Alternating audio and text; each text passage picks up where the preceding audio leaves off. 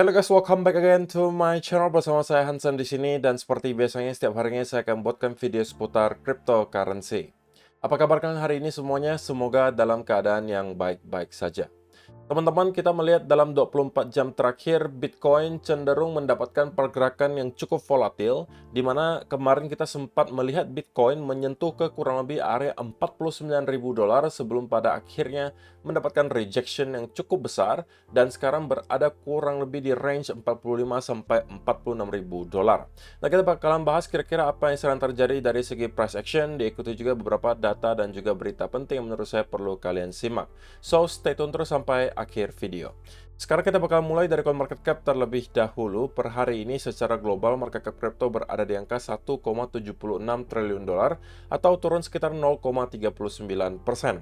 Nah, di top 10 coin sendiri kita melihat keadaannya sebenarnya dominan berwarna merah walaupun ada beberapa yang hijau.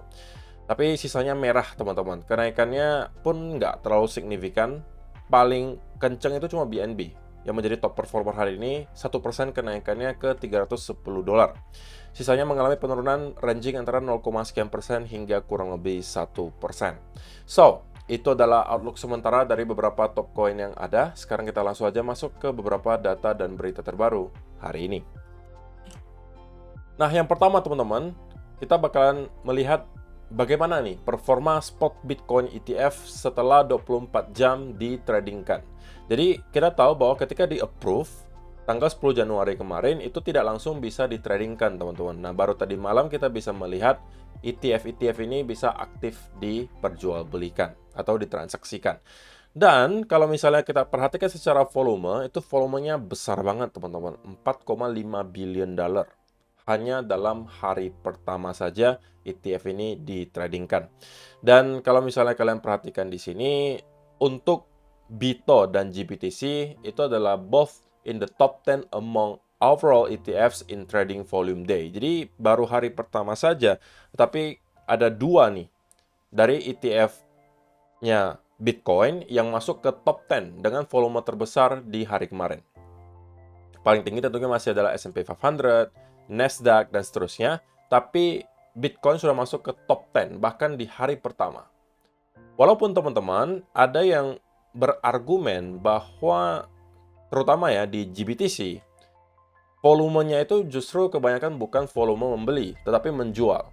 Karena kita tahu bahwa fee untuk ngehold Bitcoin di GBTC yang sekarang menjadi ETF yang awalnya Bitcoin Trust menjadi Bitcoin ETF itu paling besar di antara yang lainnya. GBTC Grayscale itu 1,5% untuk fee-nya. Sedangkan yang lain-lainnya itu rata-rata berada di bawah 0,5%. Membuat banyak orang kemudian merasa mungkin, daripada saya taruh di Grayscale, mending saya jual di Grayscale dan saya taruh di tempat yang lain. Karena ada pilihan yang banyak sekali, bisa sekarang di BlackRock, bisa di Fidelity, bisa di VanEck, Bitwise, yang rata-rata menawarkan fee yang jauh lebih murah daripada Grayscale. Nah, ini juga yang menurut saya akan terjadi berikutnya, yaitu dalam mereka akan perang fee, teman-teman. Ya, tentunya untuk menarik investor-investor baru, ya kan? Karena pasti akan ada aja investor yang melihat dan memilih berdasarkan fee yang paling murah. Walaupun sekarang sebenarnya, ya fee-nya sebenarnya rata-rata mirip aja. Ada yang 0,2, 0,3, 0,4, bedanya nggak jauh. Yang paling besar itu justru di Grayscale, 1,5%. Jadi banyak orang yang berargumen bahwa volume yang besar kemarin itu disebabkan juga oleh banyak orang jualan di Grayscale, kemudian dipindahkan ke tempat lain. Dan juga hal yang menarik berikutnya teman-teman, masih seputaran spot Bitcoin ETF. Vanguard users threaten to close accounts after firm blocks spot Bitcoin ETFs. Jadi teman-teman, ada satu institusi besar, Vanguard, yang mempunyai akun broker teman-teman, brokerage. Mereka mempunyai platform broker dan mereka tidak memperbolehkan para usernya untuk bertransaksi ETF Bitcoin. Seperti yang disampaikan di sini, Vanguard Group, the world's second largest asset manager behind BlackRock, is reportedly blocking its customer from buying into the new Bitcoin spot ETFs, saying the products don't fit with Vanguard's investment philosophy. Jadi ini menarik ya teman-teman. Walaupun sudah di-approve, tapi masih ada aja institusi atau platform yang melarang usernya untuk bertransaksi Bitcoin ETF. Tetapi kemudian langsung di-counter oleh para usernya. Karena banyak sekali yang pengen mempunyai exposure di Bitcoin, dan tidak jarang juga merupakan pengguna Vanguard, itu komplain gitu. Ini kan sudah di-approve oleh SEC. Kenapa masih tidak boleh diperjualbelikan? Gitu kan? Kenapa mereka nggak bisa transaksi? Vanguard refuses to let customers buy Bitcoin ETFs with their own money, so customers are closing their accounts. Jadi, banyak yang kemudian merasa ini tidak adil, mereka pengen punya exposure tapi tidak diperbolehkan, sehingga mereka mengancam, banyak sekali yang mengancam kemudian untuk menutup account-nya di Vanguard dan dipindahkan ke tempat yang lain. Nah, saya rasa ini adalah sesuatu yang perlu kita perhatikan, teman-teman. Bahwa rupanya di luar sana, banyak sekali minat terhadap Bitcoin, tetapi memang kemarin nggak mau masuk karena mungkin soal regulasi dan keamanan. Dan sekarang sudah dibukakan kerannya, tapi mereka kesel nih. Kenapa? Karena mereka mau masuk tapi dilarang gitu. Terutama yang di Vanguard ya. Dan mereka sekarang mengancam mau menutup akunnya di Vanguard dan dipindahkan ke tempat lain. Jadi harusnya menurut saya kalau ini berlanjut, cepat atau lambat, Vanguard juga kemungkinan akan memperbolehkan para nasabahnya untuk membeli Bitcoin ETFs, ya daripada para customer-nya lari kemana-mana. Gitu kan? Jadi itulah power dari Bitcoin, teman-teman. Membuat para investor di sini yang mungkin mau mempunyai exposure, itu melawan dengan keras kebijakan dari Vanguard yang melarang mereka-mereka untuk mempunyai akses terhadap Bitcoin ETF. Dan untuk sekarang, teman-teman, ini adalah era baru bagi Bitcoin. Setelah spot Bitcoin ETF kemarin telah di-approve, oke, kita tahu bahwa selama beberapa minggu terakhir, banyak sekali iklan-iklan baru bertebaran di mana-mana yang mengiklankan spot Bitcoin ETF. Oke, kemarin ada dari Bitwise gitu ya, ada dari beberapa aplikan lainnya, dan kali ini dari Grayscale juga membuat iklan baru seputaran Bitcoin ETF, teman-teman. So, sekarang kita sebenarnya nggak perlu lagi capek-capek nge-endorse Bitcoin kemana-mana. Mereka-mereka ini sudah akan melakukan hal tersebut untuk kita. Jadi saya rasa ke depan ini akan menjadi sesuatu yang normal, teman-teman. Dimana mungkin kalian akan di mana-mana melihat iklan seputaran Bitcoin, bisa aja di TV, kemudian bisa aja ketika kalian menonton pertandingan sepak bola, misalnya tiba-tiba di tepi lapangannya, biasa kan ada bar iklannya gitu kan. Bisa aja kalian akan melihat iklan Bitcoin ETF di sana, atau misalnya kalian menonton pertandingan basket atau apapun itu, sport events gitu ya. Dan kemudian ada komersial Bitcoin ETF. Karena yang sekarang mau mengiklankan itu para institusi besar, teman-teman. BlackRock, Fidelity, Grayscale. Aset mereka nggak main-main. Itu kalau ditotalkan puluhan triliun dolar. Jadi kalau misalnya mereka hanya ngedrop misalnya 100-200 juta dolar hanya untuk marketing, itu mah uang kecil gitu loh, teman-teman. Jadi saya rasa untuk beberapa tahun ke depan akan menjadi tahun yang sangat menarik bagi Bitcoin, karena kita bisa melihat semakin banyak kemungkinan investor yang bakalan tertarik untuk masuk karena melihat iklan-iklan dari mereka ini. Yang awalnya mungkin nggak mengenal sama sekali apa itu Bitcoin, atau mungkin merasa, Bitcoin itu pasti scam gitu kan. Tetapi lambat laun karena melihat mungkin banyak sekali platform dan institusi besar yang menawarkan hal tersebut, mungkin mereka bisa sedikit berubah pikiran. Kalau dia merasa scam, tapi kok BlackRock, Fidelity, dan kawan-kawannya menawarkan gitu kan. Berarti kan ada sesuatu nih yang mungkin tidak saya ketahui, yang perlu saya pelajari mungkin. Dengan ada hal tersebut, maka beberapa tahun ke depan akan menjadi tahun-tahun keemasan menurut saya untuk Bitcoin, di mana orang-orang yang awalnya mungkin skeptis sekarang mulai start untuk masuk, dan kita bisa melihat user Bitcoin, investor Bitcoin jauh lebih besar angkanya, dan kita tahu ketika demand semakin besar, sedangkan supply Bitcoin itu nggak bisa ditambah-tambah, finite, hanya 21 juta Bitcoin saja sampai kapanpun, itu akan membuat harga bergerak jauh ke atas. So, kalau misalnya kalian sudah berinvestasi di Bitcoin dari beberapa tahun belakangan, harusnya kalian berada di tempat yang sangat baik. Oke, teman-teman sekarang kita bakalan langsung masuk ke chartnya Bitcoin. Dan saya pengen bahas langsung dari 15-minute chart, teman-teman. Nah, apa yang kita lihat selama beberapa hari terakhir sebenarnya bukan sesuatu yang terlalu enak untuk dilihat, teman-teman. Memang kita volatil pergerakannya, tapi pergerakannya itu zigzag. Tapi kalau misalnya teman-teman yang merupakan pengikut saya dari lama, atau at least dari 1-2 minggu yang lalu, harusnya tidak akan terjebak dengan hal yang kita lihat di sini. Karena saya sudah sampaikan ini berkali-kali, teman-teman. Ini bukan situasi yang ideal bagi kita untuk trading di Bitcoin. Why? Karena teman-teman, pasti akan ada manipulasi yang terjadi besar-besaran menjelang spot Bitcoin ETF. Manipulasinya dalam bentuk apa? Dalam bentuk pergerakan yang sangat amat tidak teratur, zigzag. Sehingga akan sangat sulit untuk ditradingkan. Baik teman-teman yang sell maupun buy, itu biasanya sama-sama bakalan kena kalau stop loss-nya ketat.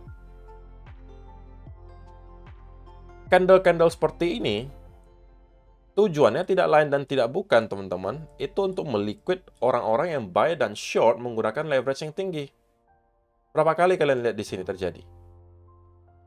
Ini hanya dalam kurun waktu beberapa hari terakhir. That's why saya sampaikan, teman-teman, kalau misalnya merupakan seorang traders, please stay away from the market terlebih dahulu. Oke? Sampai spot Bitcoin ETF approval-nya sudah terjadi. Nah, sekarang kita sudah melewati hal tersebut, tetapi situasi market, kalau menurut saya itu belum benar-benar kondusif, teman-teman. Kita masih melihat banyak sekali pergerakan yang zigzag, dan ini jangan dipaksakan untuk ditradingkan, teman-teman. Karena akan sangat sulit untuk kalian lakukan. Kita bukan cenayang gitu. Dan kita tidak mendapatkan clue apapun dari market sekarang. Itu bagi saya ya. Karena pergerakannya seperti ini. Apa yang mau kalian ketahui dari sini? Tidak ada pattern apapun yang menurut saya bisa saya lihat di sini, gitu ya. Pergerakannya pun sangat zigzag, choppy, dan itu sangat tidak ideal untuk ditradingkan. Tetapi kalau misalnya kita bahas pure secara price action, oke, kita bakalan bahas secara short term gitu ya. Apa yang sedang kita lihat? Yang pertama, teman-teman, kita melihat ada percobaan push ke sekitaran area 48.000 sampai 50.000 dolar. Dan ini sudah saya sampaikan di beberapa video terakhir bahwa saya expect minimal Bitcoin akan nge-retest ke area tersebut. 48 sampai 50.000 dolar itu akan menjadi next target. Tapi bisa jadi ini adalah rally terakhir. Saya sampaikan di video itu. Beberapa hari terakhir saya sampaikan hal tersebut. Dan saya katakan, sebenarnya kalau misalnya kita mau trading kan hal ini, lebih make sense itu kita short daripada long. Karena kita berada di area major resistance. Dan saya sampaikan di video kemarin, kalian jangan sampai terlena hanya karena mungkin sentimen sangat positif dan bullish, sehingga kalian tidak objektif melihat chart. Nah, walaupun saya yakin mungkin sebagian besar dari teman-teman itu tidak sempat masuk karena mungkin tidak ada pattern sama sekali yang kita lihat di sini dan kita hanya langsung reject saja ke bawah. Kalau ada yang sempat masuk, ya selamat. Kalau misalnya tidak sempat masuk, tidak masalah, teman-teman. Masih akan ada banyak sekali setup lainnya yang bakal berdatangan di waktu mendatang. Be patient, teman-teman. Sabar, sabar, sabar gitu ya. Kalau misalnya kalian memang mau trading pun, please coba di altcoin saja. Yang setupnya mungkin lebih rapi gitu ya, daripada kalian di Bitcoin. Itu saran saya pribadi. Tapi terserah kalian gitu kan. Nah, kalau misalnya untuk short term banget sekarang, apa yang kita bisa lihat? Ada push di sini, ada rebound yang cukup keras. Setelah kita menyentuh area demand di lower time frame ini, di 15-minute chart. Oke. Dan saya expect memang teman-teman bahwa untuk short term kita akan mendapatkan sedikit bounce ke atas. Karena kalau kalian perhatikan penurunan yang kita lihat di sini itu cenderung sudah sangat korektif. Oke. Dan sekarang kita kembali ke area demand. Ini bisa mendorong Bitcoin ke minimal harga 47.000 lagi atau sedikit break di atas area tersebut. Tetapi ketika kita sudah break di atas area tersebut, kita harus hati-hati teman-teman. Karena ini bisa saja bentuk konsolidasi atau continuation pattern dari sell off di sini.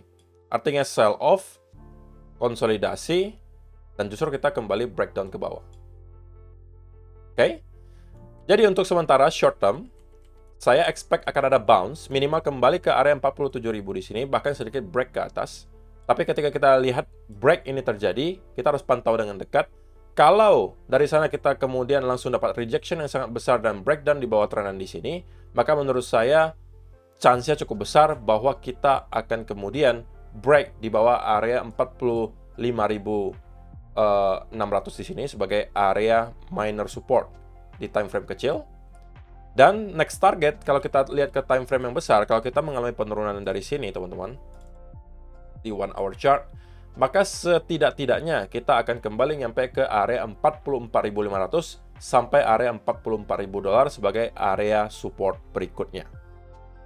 Oke, jadi untuk sementara yang saya expect adalah kita akan mendapatkan bounce ke atas. Kalau misalnya kita kemudian mendapatkan konsolidasi di sini, dan kemudian breakout, ini bisa menjadi potensi kedua untuk teman-teman mencari peluang untuk short. Kalau kita udah nyampe ke area 50-an ribu dolar dan kemudian ada reversal pattern, menurut saya masih cukup worth it untuk dicoba ambil. Hanya pure berdasarkan karena ada risk to ratio yang besar di sana. Kalau kita short, kita bisa menargetkan maksimal nyampe ke area 40-an ribu lagi. Tetapi kalau tidak, kalau ternyata kita mendapatkan break di atas 47.000 dan kemudian start untuk kembali sell off dan break di bawah trend yang tercipta di sini, maka kita akan kembali ke sekitaran area 44.500 sampai 44.000 dolar. Itulah target pertama. Target kedua nyampe ke area trend lagi di sekitaran 42.000 di sini. Kalau kita break di bawah area tersebut, wow, itu akan bisa menjadi sesuatu yang sangat-sangat tidak kita harapkan, karena kemungkinan kita akan break kembali di bawah area 40.000 dolar. Oke, jadi itu aja yang saya rasa perlu saya sampaikan di video hari ini, teman-teman. Semoga bisa bermanfaat untuk kalian semua. See you in the next video. Bye-bye.